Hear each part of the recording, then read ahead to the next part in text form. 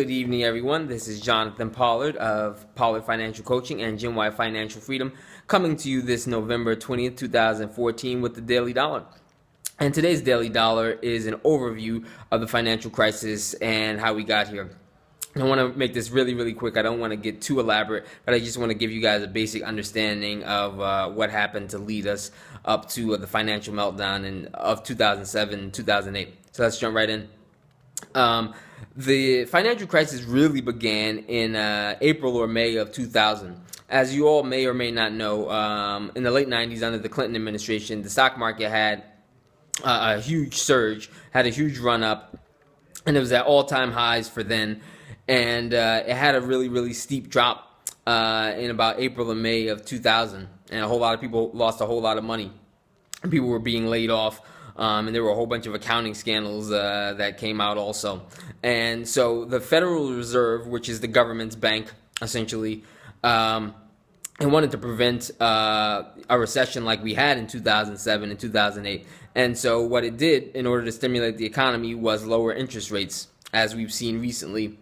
You know, that's what the government does whenever it wants to get more money into people's hands and make people buy stuff, because the consumer is the engine of growth for most countries. All right. Banks, being the profit-making centers that they are, wanted to get free money in the hands of people, and not free money, but cheap money into the hands of people, because it seemed really, really cheap, and they thought they could entice people to take on obligations that would be ultimately profitable for the banks. All right, so bankers looked at a whole lot of people with not much income, not too much financial savvy,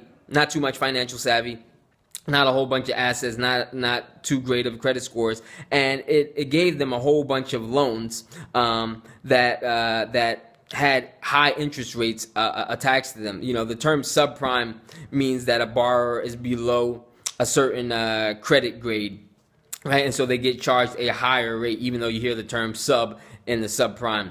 Right, so usually subprime loans were averaging about 8, 9, 10%, and you know, a good mortgage rate is maybe about 3, 4, 5%, depending on the interest rate environment. But at any rate, bankers and banks thought that they could make a truckload of money by giving loans to people who they knew could not afford them, but they would get fees up front from origination fees and whatnot, and they would allow people to make payments on these loans in anticipation of the interest rates going up. All right, and so as a result of all this money floating around in the hands of subprime borrowers, the housing market, which is just like any market and it relies on supply and demand, it started to go up. Home prices started to peak, and a whole bunch of people who could never own homes before began to own homes. However, as the economy began to get better as a result of a low interest rate environment, interest rates also started to go up. The Federal Reserve began to raise interest rates once more. And once the Federal Reserve began to raise interest rates, these people who had gotten subprime loans with variable loans that stated an initial interest rate, but that fluctuated with the Federal Reserve's interest rate, they began to become strained in their payments. They couldn't make their payments anymore. Another thing that led to the financial crisis is the deregulation of banks. Right, so banks are generally required to keep a certain amount of money on their balance sheet, on their books. All right, and that's to ensure that it can pay out all the obligations that it has to the little guy like you and me. All right, but banks did not just keep these loans that they originated to subprime borrowers on their own books. They began to package them together and create what's called collateralized debt obligations, which is just a fancy term for saying bundles of debt.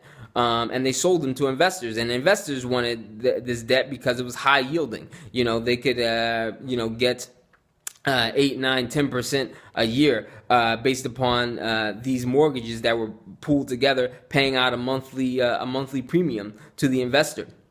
All right. At a certain point, though, in approximately 2007, 2008, maybe a little bit before then, banks saw that the borrowers that they had lent money to were struggling, right? And this not only affected the banks that originated the loans, but it also affected the investors who bought those collateralized debt obligations. All right, and so that froze up the credit market. Banks got really, really scared. They saw that they had all this bad debt on their books, and they stopped lending to people. All right, and just as I told you before, when the government wants to stimulate the economy, it lowers interest rates. When banks are scared about lending and they're not giving out money, that halts the economy. All right, and so a whole lot of banks, the U.S. government and governments around the world saw that banks had gotten themselves into trouble because of deregulation, and so the U.S. in particular instituted something called the National Economic Stabilization Act. And a major part of that was the Troubled Assets Repurchase Program, or TARP, which you might have heard of before. And what TARP basically did was a bailout for banks. It essentially took all the bad debt off of the balance sheets of major banks, right? And the reason that the government did that is because it did not want the public to lose trust in banks and begin taking out all of their money en masse, right? They didn't want everybody to run to the bank and take out all their money at the same time, because that would cripple the economic system, right? So there's much more to the financial crisis, but that's a basic overview of what happened and why things started going to hell, and people started losing jobs in 2007, 2008, is because banks had a whole lot of bad debt on their balance sheets, and they couldn't support it, so they needed to be helped out by the government. All right, so I hope you guys enjoyed, and stay tuned.